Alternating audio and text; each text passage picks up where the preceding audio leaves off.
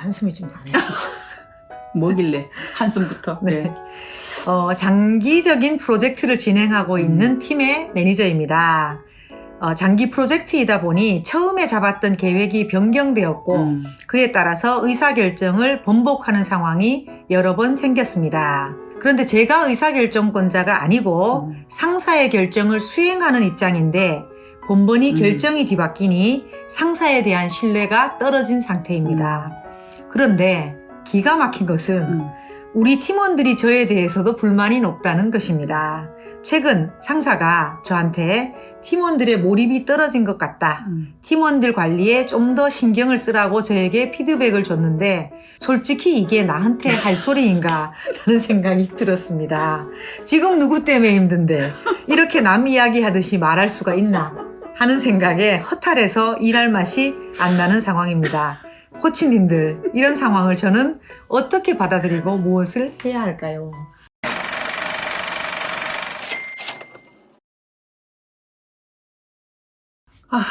이런 상황 코칭 하신 적 있으시죠? 매우 많습니다. 네. IT 관련 회사들은 그죠? 네. 프로젝트를 하는 회사들은 너무 흔하게 생기는 너무 케이스예요.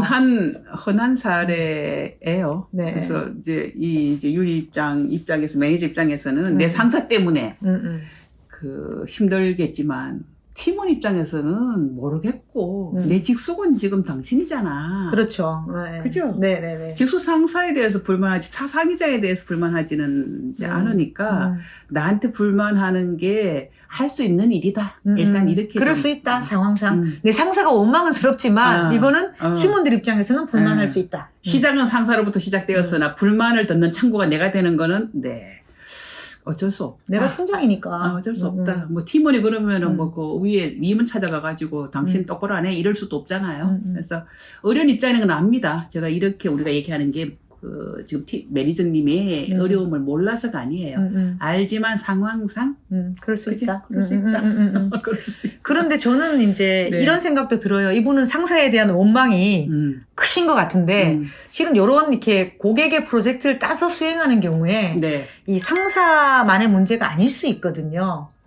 프로젝트의 어떤 이렇게 범위를 조정하거나 뭐 이런 일들 과정 속에서 이런 문제들이 생겨나는데 저는 오히려 그 과정 속에 조금 더 내 역할을 함으로써 변경이나 이런 것들이 팀에 네. 미치는 영향을 조금 네. 작아지게 줄어들게 하는 역할을 해야 되지 않나 이런 생각도 들어요. 많은 경우에 그 임원하고 고객하고 따로 만나는 경우도 많겠지만 보통 이제 프로젝트 하게 되면 임원도 들어가고 이 팀 매니저분도 맞아요. 같이 네. 이제 액팅 페용으로 같이 회의 들어가실 거예요.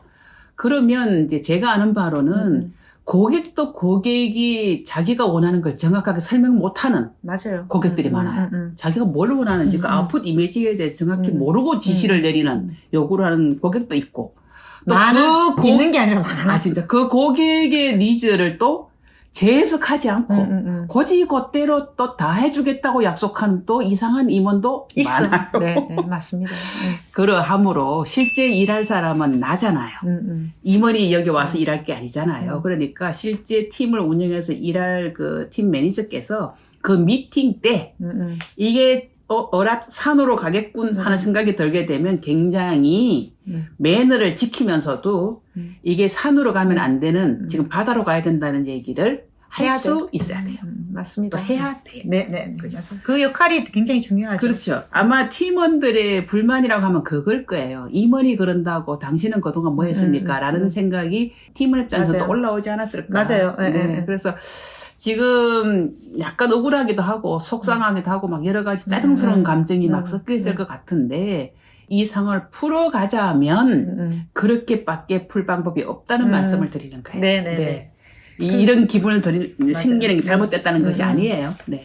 그리고 이제 프로젝트는 변화할 수밖에 없는데 네. 아까 미팅 들어가서 그런 거 조율하라고 말씀하셨는데 그거에 더해서 그런 변화가 생기잖아요. 네. 그랬을 때 내가 팀원들하고 어떻게 커뮤니케이션 하느냐도 중요하거든요. 그렇죠. 이렇게 변경됐어. 해. 이런 방식이 아니라 상황이 이러했고 이런 요청이 있었는데 우리 상황을 봤을 때 이러해서 우리가 이렇게 조율을 했어. 라고 그렇지. 얘기를 설명을 해줘야 네. 팀원들이 수긍하고 가거든요. 네. 그래서 이 바뀌는 과정에 임원이든 나든 제대로 역할 못한 것도 일부 책임이 있잖아요. 그 책임을 그냥 오픈하는 게 더 효과적입니다. 맞아요. 미안해. 아, 이걸 우리가 설득했어야 되는데 도저히 고객이 설득이 안 되네. 그래서 우리가 조금 더 수고를 해야 될 것 같아. 이거랑 아, 짜증나. 나도 모르겠어. 이렇게 하래. 이렇게 그렇지. 전달해버리면 맞아요. 당신은 누구십니까? 도대체 우리를 위해서 당신의 역할은 뭡니까? 라는 이렇게 의문이 올라오거든요. 네. 그러니까 상황이 뭐였든 내 팀으로 이게 넘어온 순간부터는 이게 내가 오너십을 가지고 이걸 핸들링 한다는 느낌으로 팀원한테 얘기가 내려가야지 팀원이 수긍이 돼요. 물론 상황은 저희가 충분히 공감을 하고 있습니다. 네, 어렵다는 것도 알고 네, 있어요. 알고 있어요. 네. 근데 이분이 보면 직원들의 불만이 높다는 거에 대해서 마음이 상하신 것 같은데, 그죠? 이 부분도 저는 상사가 그랬다 그러잖아요. 몰입이 떨어진 것 같다. 팀 관리에 신경을 써라 라는 게 그런 피드백을 주셨는데 이런 부분에 대해서도 조금 더 오픈된 마인드로 생각해 보시면 좋을 것 같아요. 그럼 뭘 좀 생각하면 될까요? 오픈 마인드 해서 좀 생각해 볼 포인트는 뭘까요? 저는 상사분께 그냥 몰입도가 낮은 것 같아 이렇게 얘기하면 상사분한테 여쭤봐야 될 것 같아요. 또 어떤 면들을 보고 그렇게 생각하시는지요 라고 해서 상황을 조금 더 들여다본 다음에 대응하는 게 좋겠다 이런 생각이 들어요.